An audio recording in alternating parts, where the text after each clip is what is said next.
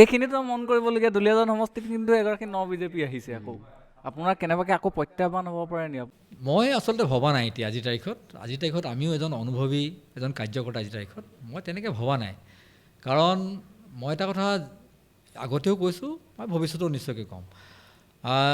আমাৰ ভাৰতীয় জনতা পাৰ্টীৰ যিটো প্লেটফৰ্ম, ভাৰতীয় জনতা পাৰ্টীৰ যিখন পথাৰ, এইখনৰ জৰিয়তে ভাৰতীয় জনতা পাৰ্টীৰ নীতি আদৰ্শৰ জৰিয়তে উঠি অহা প্ৰজন্মই ৰাইজৰ সেৱা কৰিবৰ কাৰণে আগ্ৰহ প্ৰকাশ কৰি আহিছে আৰু কৰি থাকিব। আৰু আমি দেখোঁ যে ভৱিষ্যত প্ৰজন্মই নিশ্চয়কৈ ভাৰতীয় জনতা পাৰ্টীৰ আদৰ্শৰে ৰাইজক সেৱা কৰিবৰ কাৰণে ইচ্ছা প্ৰকাশ কৰিবটো স্বাভাৱিক কথা। আৰু সেই অনুযায়ী নতুন প্ৰজন্ম আহিছে, দলত যোগদান কৰিছে।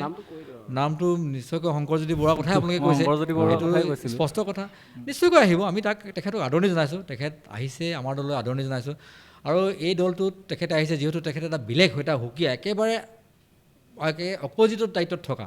আগতে কি হয়, আমাৰ সংঘ মানুহবিলাক আৰু বা ভাৰতীয় জনতা পাৰ্টী আৰু আছুৰ মাজত এটা সাংঘাতিক পাৰ্থক্য। গতিকে সি এটা বেলেগ এটা প্লেটফৰ্মত তেখেতে আহিছে। দীপাংকৰ নাথ আৰু শংকৰজ্যোতি বৰুৱা একেখন সমিতিৰে আছিলে, তেওঁলোক দুজন দেখোন বিজেপিলৈ গ'ল মানে। নাই, সেইটো গৈছে, সেইটো ধৰণৰ আহি আছে। কিন্তু তেতিয়া কি হয়, কথাটো এনেকুৱা হয়, যেতিয়া নেকি তেখেতলোকে আহিছে, তেখেতলোকৰ দলটোৰ কাৰণে বহুত শিকিবলগীয়া বহু কথা থাকে।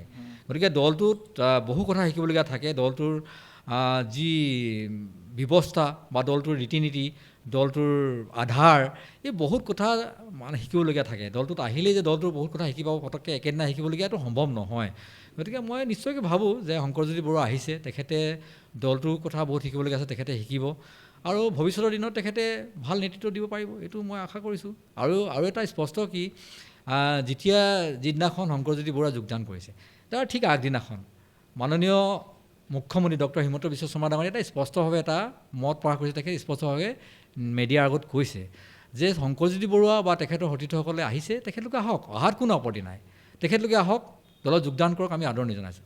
কিন্তু তেখেতে এতিয়া আহিছে, গতিকে এই বছৰেই প্ৰাৰ্থিত্ব যাতে বিচাৰি আশা নকৰে, যদি আশা নকৰাই ভাল, আশা কৰিব নালাগে, এনেকেই স্পষ্টভাৱে তেখেতে কৈছে। আৰু আমি এটা কথা সদায় মানো যে অসমৰ মাননীয় মুখ্যমন্ত্ৰী ডক্টৰ হিমন্ত বিশ্ব শৰ্মাই কথাত সদায় স্পষ্ট কথা, বহুত দৃঢ়। তেখেতে যিটো কথা কয় সেইটো তেনেধৰণে কৰে। আজিৰ তাৰিখত আমি দেখা নাই যে তেখেতে কিবা এটা আজি কৈছে, কাইলৈ তাৰ উল্টা কিবা এটা কৰিছে, এনেকৈ আমি দেখা নাই। গতিকে আমি স্পষ্ট যে শংকৰজ্যোতি বৰুৱাই কাম কৰিব, অহা দিনত নিশ্চয়কৈ তেখেতে দায়িত্ব পাব। তেখেতে আজিৰ তাৰিখতো দলে তেখেতক মৰ্যাদা দিছে, নিশ্চয়কৈ তেখেতে কাম কৰিব। গতিকে এইবাৰ মোৰ কাৰণে প্ৰত্যাহ্বান হ'ব বুলি মই ভবা নাই আচলতে।